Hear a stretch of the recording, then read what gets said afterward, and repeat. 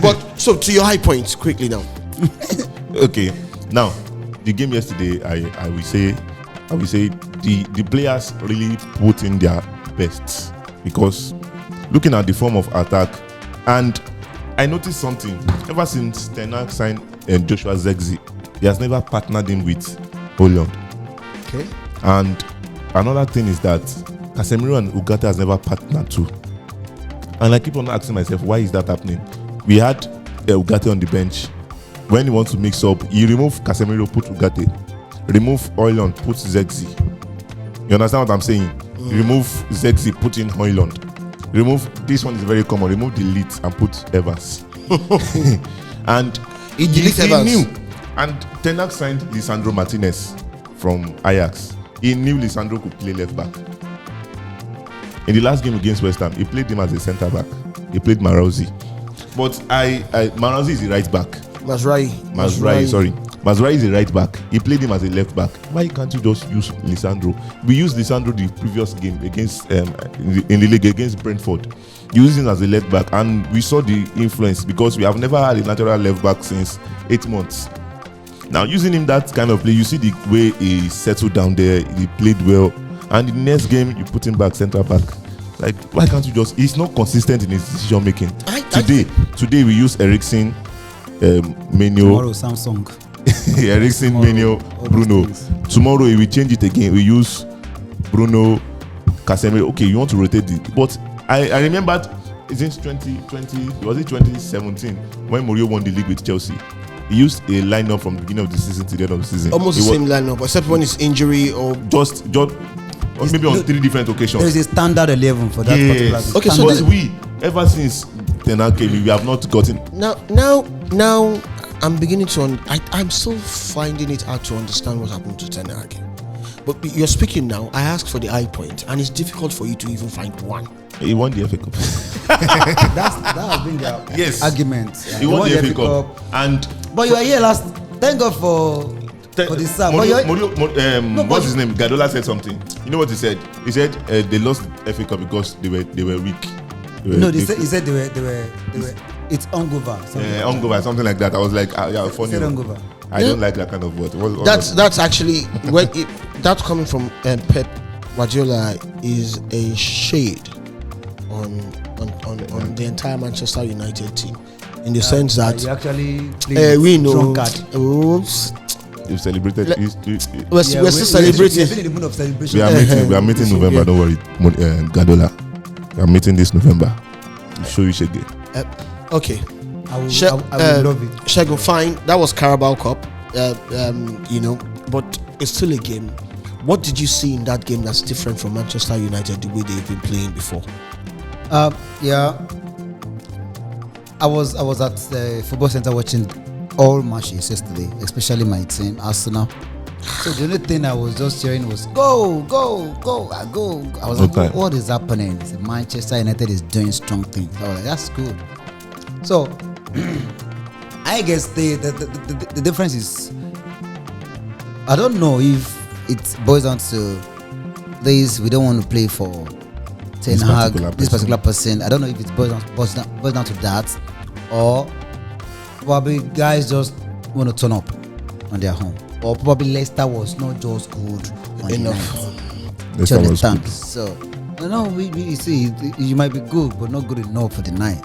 I can still say that you might be meeting Leicester next week, and they turn up to beat you. So what are we going to say? We're going to say they can't. Understand? That's why I said they might.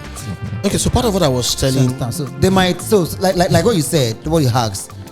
I guess there would be a change, because Manchester United is not that bad. I don't know. They're not that bad. But they're not just playing. I don't know. Even these players, they get to another team, they play well.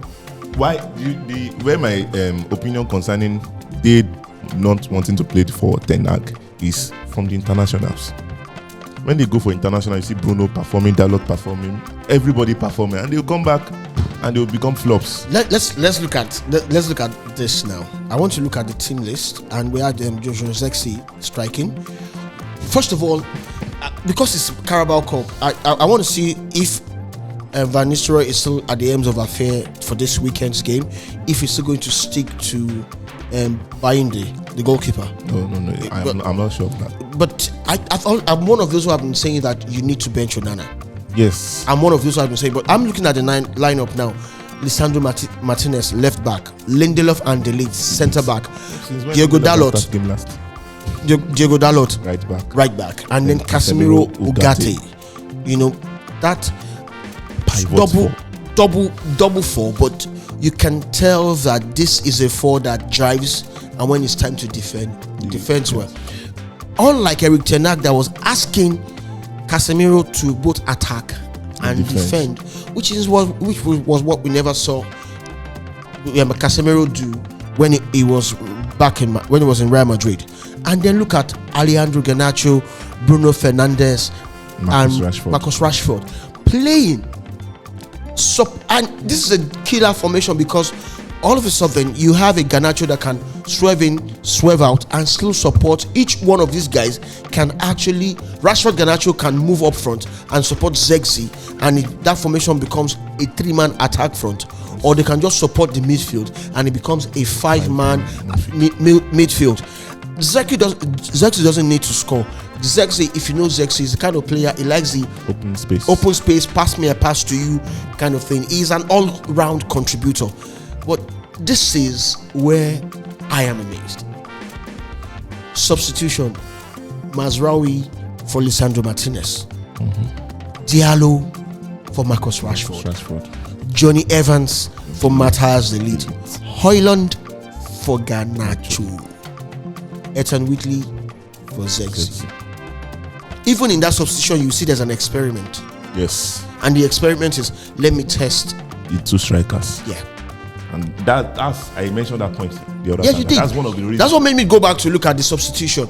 And I'm seeing a manager who is purposeful, who seems to understand the game, or who seems to understand the players that we have in Manchester United. My question is, did Ten Hag listen to him? I'm not sure of that. Well, whatever it is at the end of the day, we're waiting to see who will lead Manchester United out this weekend.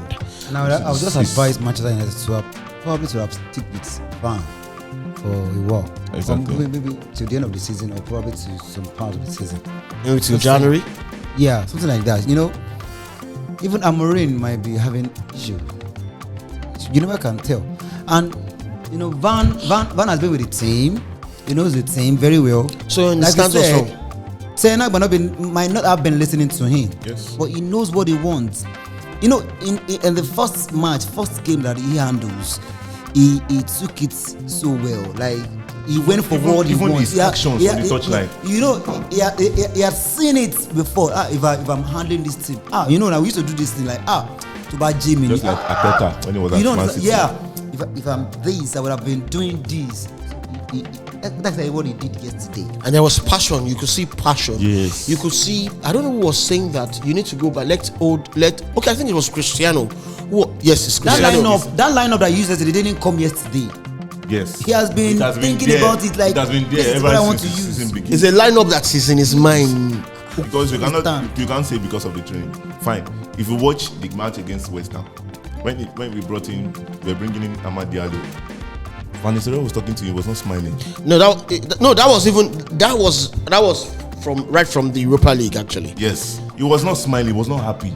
But yesterday when he was bringing him, he was smiling, the whole smiling. Thank God. Then now don't come. How will I smile? You don't understand. I'm your 10. I'm your forward, and then you sacrifice me for a defender. You're saying Mazraoui should play my position. Exactly. Now with the substitution yesterday, boom. Mazraoui came in for Lisandro Martinez, who was playing on the left back. All that's what do they need to do? Simple. Lindelof will move to the left back. I didn't see that game, but what that simply tells you is the fact that there's the knowledge in this game. Any one of these guys can move to the left back.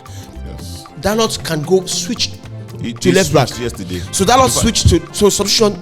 Mazraoui for Martinez. Dalot goes to the left, which was my argument with Chukwuebuka when I was telling Ebuka that look, Dalot plays well. He himself and